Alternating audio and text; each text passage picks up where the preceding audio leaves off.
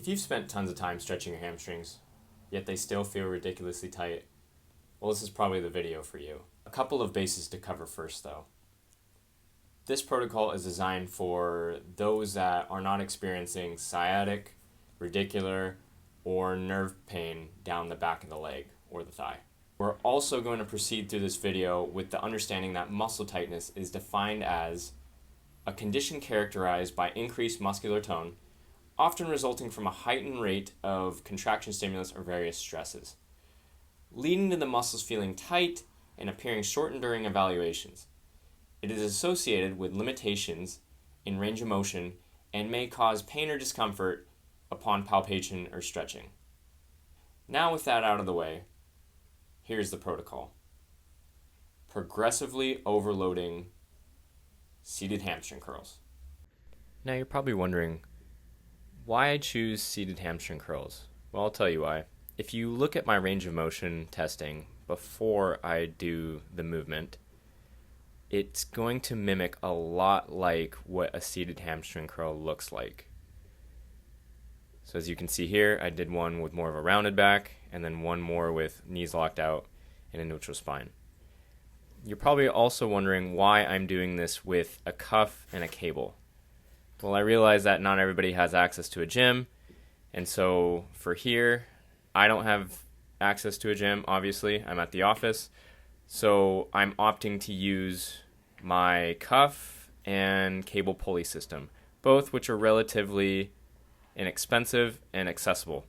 So, as you can see here, I'm trying to get as good of full knee lockout as I can at the very top, and I'm also holding the back of the table for stabilization. Now, one thing you notice is that I'm pushing it pretty hard, and I'm really trying to feel that end range stretch at knee extension. Now, this is key, as that mimics the range of motion tests from earlier. And one thing you do notice is that I'm really starting to slow down the reps, which means that it's getting gradually more difficult, which is the place that you want to be. And now we'll retest. Obviously rounded back, but I can tell you after that, the hamstrings felt a lot looser and a lot more mobile. Now you're probably wondering if there are other exercises that can help with hamstring tightness, and there certainly are. Barbell or dumbbell RDLs would help tremendously if you have access to weights or a gym. I simply showed myself performing the exercises in office because I wanted to show what you can do without a seated hamstring curl machine. Obviously that would be more ideal because you would have greater stability and a better stretch on the hamstrings. Moreover, these can be done with resistance bands. You'll just have to get creative with the attachment and line of pull. RDLs are great because they work on hip extension, which is the other function of the hamstrings, in addition to knee flexion. Now, this isn't to say that stretching isn't effective for flexibility or range of motion improvements.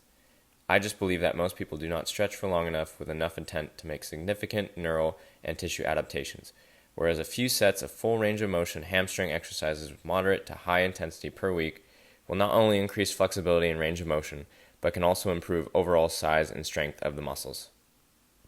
Now I'll show you the protocol that I've been running for a while. It's pretty simple. I've found it to be very effective for both hamstring hypertrophy and also increases in range of motion and hamstring flexibility. Hope this helps. Hey guys, thanks so much for watching the video. Would really appreciate it if you liked, subscribed, hit the notification bell, and left a comment down below.